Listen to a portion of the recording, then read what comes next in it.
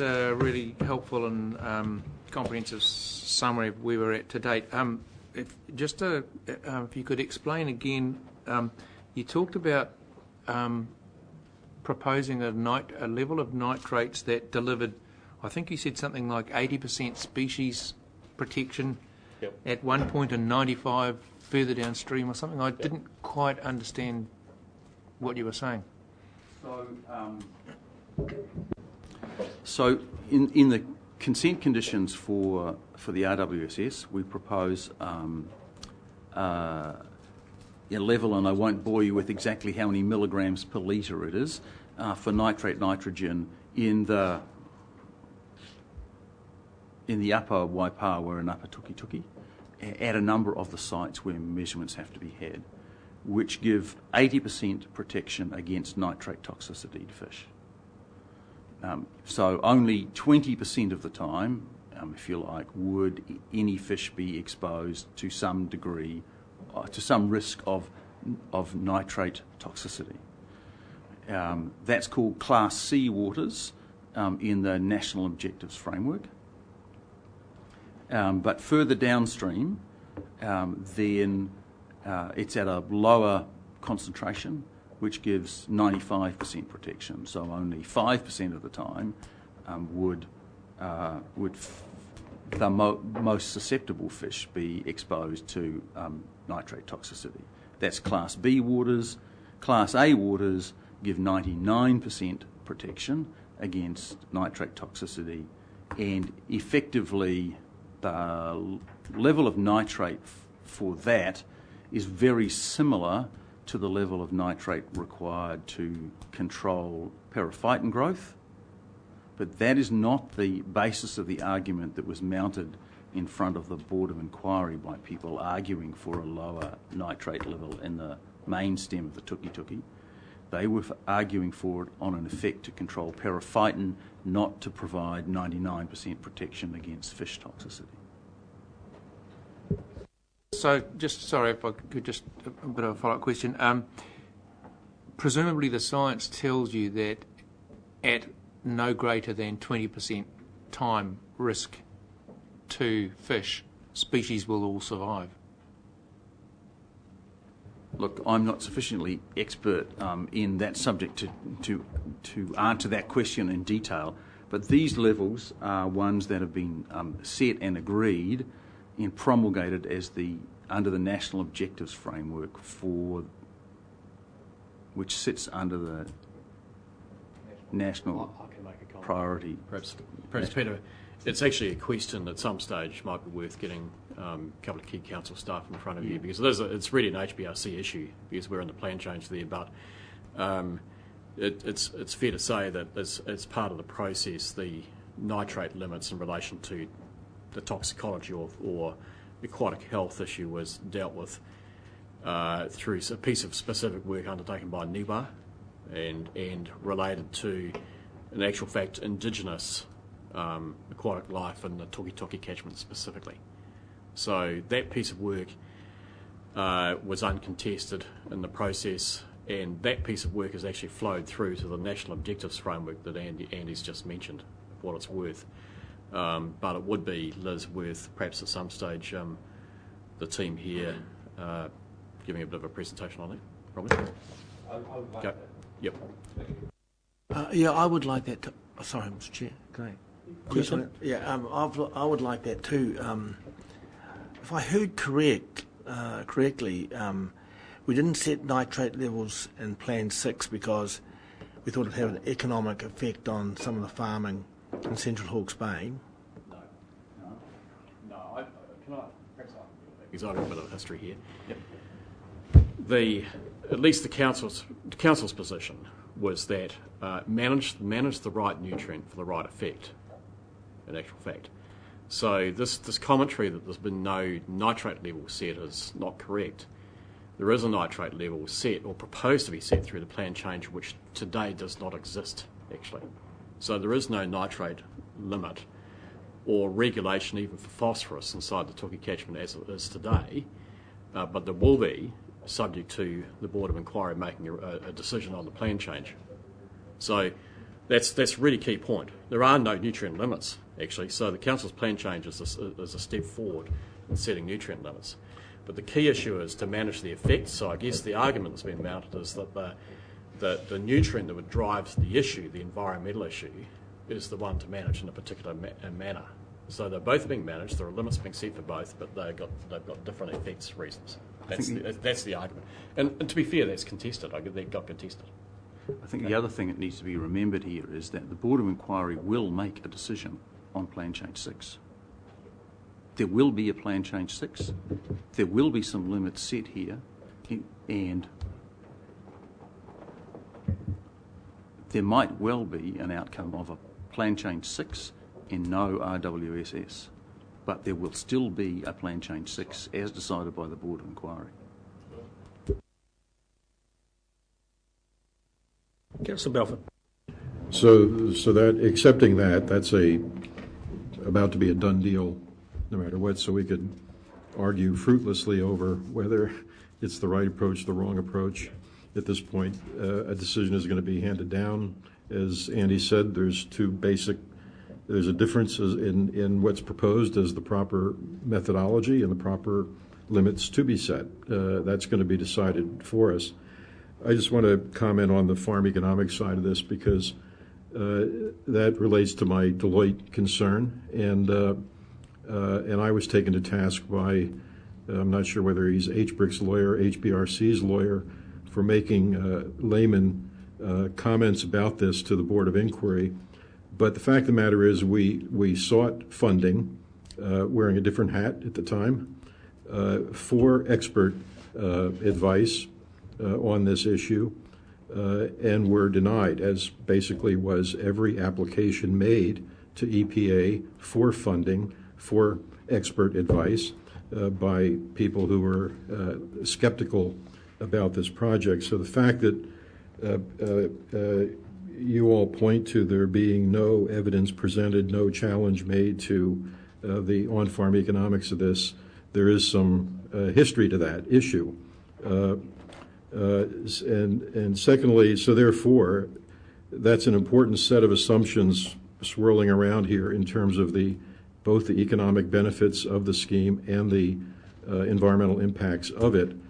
Leaving aside the environmental impacts, because that's on somebody else's agenda now, the economic benefits is something I would have expected Deloitte to look at, and I would expect Deloitte to be willing to talk to 2 or 3 suitably qualified experts who have a different view than HBRIC's as to those economics. And it's still not clear whether that will happen, despite the fact that the consultants selected presented to us that they would indeed throw a net out to talk to people other than supplied directly by HBRIC or the regional council. So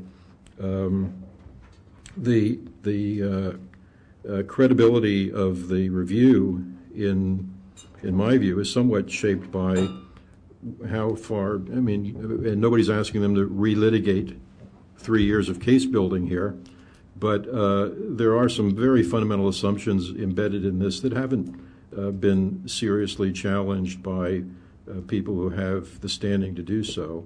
And I would hope that Deloitte finds a way to do that before they hand us a report. Chairman, can I say that's a council matter and not an HBRIC matter? Can I reply to that? Thank you. And Councillor, we've had this conversation the other day, but I'm aware of your concerns about that, and I'm also aware of the commentary that Deloitte gave during their presentation in their bid for the work around talking to other parties. My concern that I expressed to you at the time when you wished to forward names of people to talk to on this matter was purely that we have undertaken to the public to carry out an independent peer review, and we have therefore handed that responsibility over to Deloitte, and in their professionalism we assume that they will question all of the assumptions that HBRIC present in their business case, that they have expertise around on-farm economics, or at least access to that, and will make their judgment accordingly. Can I just ask a question? When we talk about on-farm economics, we're talking about whether the farmers can make any money. Yes. Well, the farmers will decide that. That's right. And they will decide it by buying this water or not buying this water.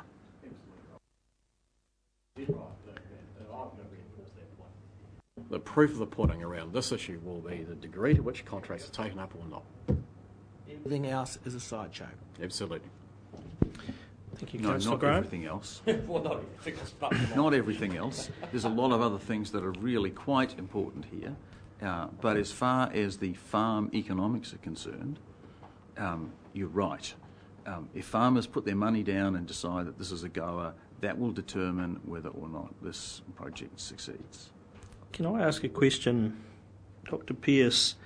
You may not be able to answer this, quite a simple question. Actually, one of the first points you made, talking about the price of water and the price of variable energy cost. Is that variable energy cost at a wholesale rate or a retail rate? Are you able to say? No, I can't. I can. Well, I'm not going to tell you the price, but I can put it this way: it's at a price that's a sensible price when the scheme's supplying.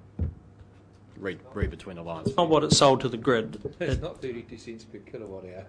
Yes, well, We're not, put it this way: we're not doing a spot market deal with anything down the road. Sorry, do not quote me on that. Possibly irrelevant, but you will be quoted on that. You're on camera. Any other questions? Councillor Barker. There's two things here. Firstly, you talk about measurement of the phosphates and nitrates, and having if people are out of line, then going back and having management plans for them, etc., which sounds all very attractive. But I'm just want you to explain to me who this is with. Is it with every farmer who is on the river stream being measured, or is this with the people with whom HBRIC has a contract with for the supply of water? It's with every farmer who contracts with the Ruataniwha Water Limited Partnership, not HBRIC, to take water from the scheme. Okay. Well, that's very. Yes, well, HBRIC owns or is a shareholder. Just a slight slip. I should have said RWSS, but so we want to be pedantic about it. I'm happy with that. But the point I want to make to you come here is it sounds very attractive that we're going to have a much firmer control over the nitrates and phosphates by being able to have an interactive relationship with the farmers. But it seems to me that we are potentially only dealing with a subset of farmers here, not the whole set. If that's the case, that they're dealing with the... There are two issues apart. HBRIC has a Ruataniwha Water Limited Partner. RWSS has a commercial relationship with assuming this thing goes, with various customers, and arguably they will have intensified their land use because they have to under irrigation, and there will be some effects from that. So to that degree, that is a neat construct. Having said that, there's a plan change, and that plan change applies to the catchment and the landowners in the catchment. So the rules, if you want, still apply to other farmers who may not be part of the RWSS. The difference being that the council will be reliant on a normal compliance process or a land management process to deal with those landowners outside the scheme. The scheme's got a tighter degree of control because it's got aligned commercial drivers, but the reality is the plan change deals with the same issues elsewhere. Everyone is regulated by the plan change rules. Yep. The RWSS has a much more comprehensive and stringent set of rules which it is able to enforce over all of its users through its water supply contract, and it takes the burden of that compliance management substantially away from council. Well, that's what I thought was the case, but just when you presented it to us, you didn't make the distinction, and I was just making sure that I got the distinction clear in my head. Can we just, I'm conscious of the time, Dr Pearce has got to go, and we've got another item to deal with. Anyone who hasn't asked any questions, got anything they'd like to ask? Councillor Dick, are you happy? Councillor Hewitt, you've asked, you're good. One last one, very quick.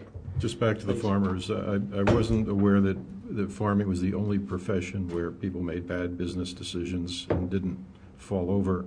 How does the plan accommodate the potential risk of farmers who sign up for this scheme ultimately finding that it doesn't bear the fruit they expected? It doesn't.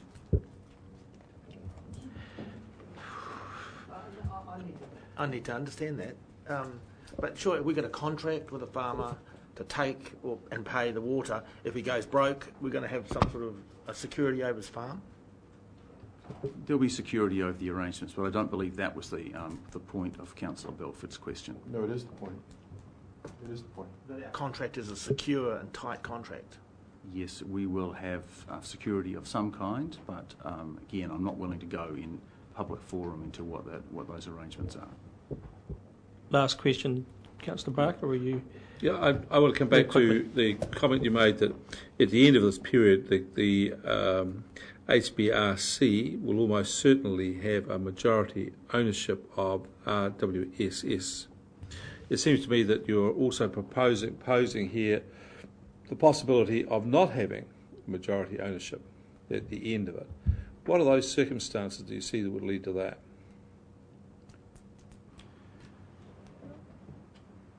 HBRIC won't have majority ownership almost certainly throughout and certainly not even at the beginning of the concession period. Yep. But because the commercial investors don't have any interest beyond the end of the concession period, then their interests revert to the council. So at that point, HBRIC, if it had retained all of its interests through the whole of the life of the concession period, would be the majority owner. If it had decided to sell down some of its initial interests during the course of the concession period, it might not be the majority owner. Someone happy to take us to the resolution? Councillor Scott, happy to move that? Yep, happy to second that, Councillor Pike. Okay, you wish to speak? I would just like to thank Dr Pearce for a very good overview and summary. All that information is there. It's all we can come out publicly through the EPA hearing, but to have it so thoroughly put together, conversing all the breadth of both the plan change and the consent application, I think is a very worthwhile presentation. So I'd like to thank you for the thoroughness of addressing not only those aspects that concern HBRIC, but those that really belong in our court too, so thoroughly.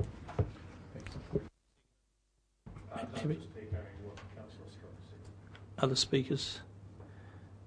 Put that motion, and all those in favour please say aye. Contrary, no. Carried. Thank you, gentlemen. Now don't go away. That ends the advertised open part of the meeting. So now we go to item 22, which is the decision whether or not to go into public excluded. You have it there on page 105. I understand there may be some differing views here, but let's get into the debate. So is someone happy to move that we go into public excluded? Councillor Dick, thank you. We have a seconder, Councillor Scott. Do you wish to speak? Does anyone wish to speak? Councillor Belford. My own view is that not any of the three items that are proposed for public excluded should be in public excluded. One involves the minutes. The first one involves the minutes of the last meeting. We can read all that. Give us your reasoning. My understanding is that these are all decisions that have been made. The matters, in fact, the minutes regarding them do not contain anything that we don't appear to be prepared to release to the public. So it's not clear to me why the minutes should be discussed or approved in public excluded. So I think that deals with number 20, and I guess in effect by matters arising 21. The last item is the statement, a draft statement of intent, and my understanding is that also is shortly becomes a public document. So in reading through the material in it, I couldn't identify, and maybe Andy can, what is in this. I guess I don't know how he can, because we're in public session here. What about this draft statement of intent needs to be discussed in confidence? I'll indulge you if that helps speed the process up. Chairman, if it would help, there are 3 pages which are clearly marked not for public release. The remainder of the document, I would be relatively comfortable about dealing with in public. So those are pages 17, 18 and 19. I'm sorry, I don't have the agenda page numbers. And if it would assist the process, then I would be quite happy to deal with the draft statement of intent, but absolutely not to take any questions on those 3 pages, which are marked not for public release, and they are not for public release for good reason, in that they are A, preliminary, and B, in some cases, somewhat commercially confidential. Sure. That's a good point. Okay. That's okay.